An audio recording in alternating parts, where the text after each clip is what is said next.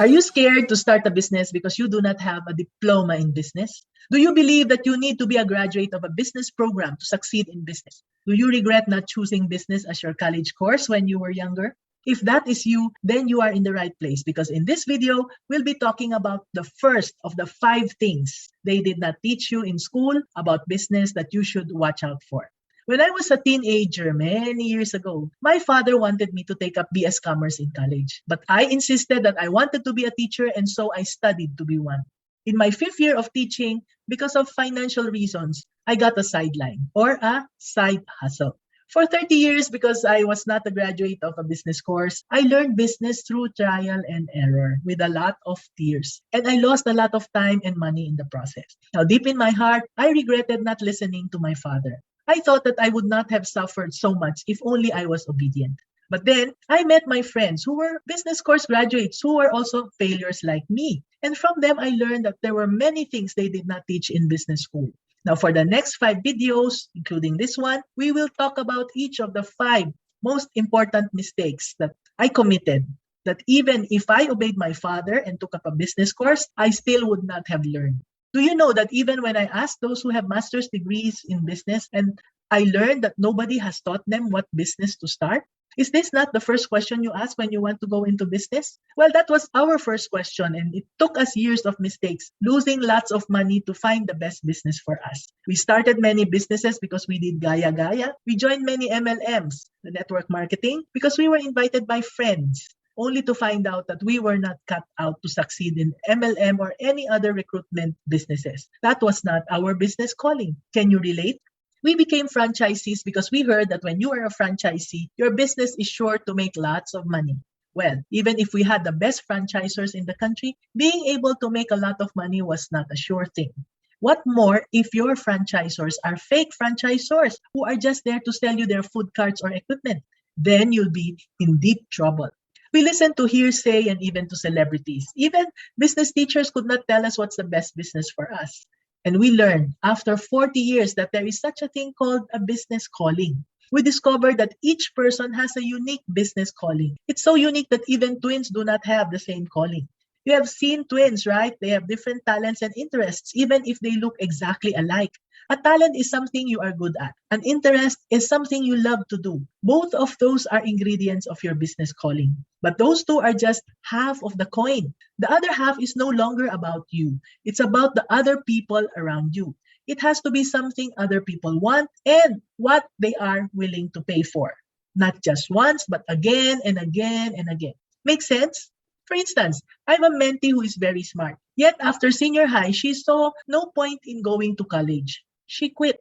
What she's very good at and what she loves to do is to bake. And cream puffs are her specialty. She has the best cream puffs that I have ever tasted, even here and even abroad. So as her mentor, I help her to focus and grow her cream puff sales so that there are enough people who would want them and be willing to pay for them consistently.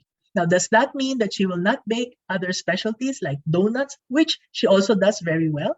Yes, I've learned in the last 40 years that she must not venture into too many things. Even if it is boring for you, customers will not be bored if you have a good product. If she is known for cream puffs, people will always remember her when they think of cream puffs. But if she sells other goodies, then she will be lumped together as the other bake shops in the mind of her customers. And she will be forgotten when another bake shop comes along. So remember this, focus or be forgotten. Now here's another story of a business calling. Let's talk about Mary. Mary's parents wanted her to be a doctor, but she wanted to be a teacher because both of her parents were teachers. She graduated valedictorian, and in those days, valedictorians ended up becoming doctors. But she chose to be a dentist instead.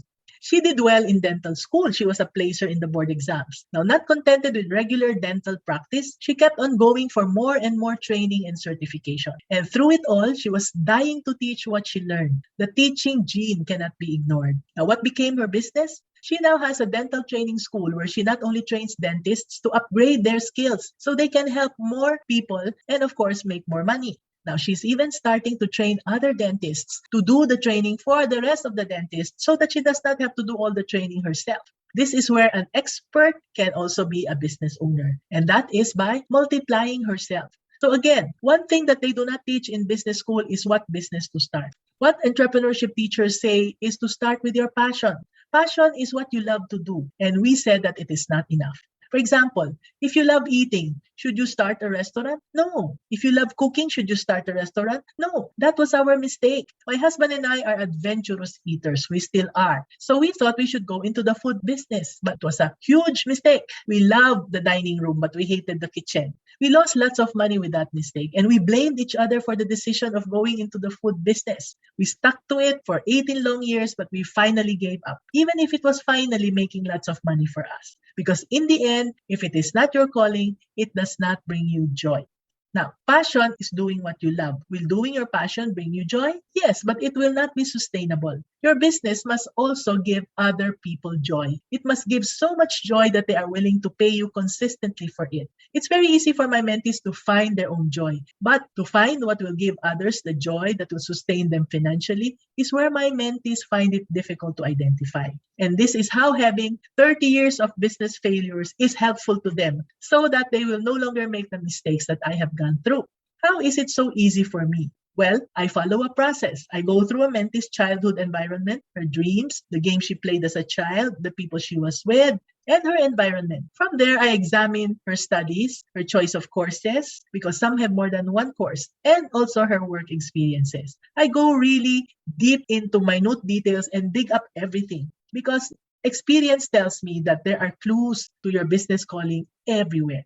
As I look back through my life, every person, every incident, whether painful or joyful, has impacted me so much and has molded me into what I am to become. There were clues, but I never saw them. It became clear only when I look back now at 67 years old. Now, when you are 67, you see things differently. This is why at this vantage point, I can look at my mentees' lives and point out the clues to them. And the whole process takes me about 2 hours per person. And since my time is limited, I can't sit down with everyone. So I have decided to convert the whole process into a 5-day challenge, which I take a group of people through 5 days of discovery, step by step, from their childhood to where they are today, so that they can do this by themselves. And to be able to help them, I've made a list of the questions I usually ask and converted them into a worksheet for them to reflect on. So, going back to our topic, the first thing of the 5 things they did not teach you in school about business that you should watch out for is that they did not teach you how to find the right business for you.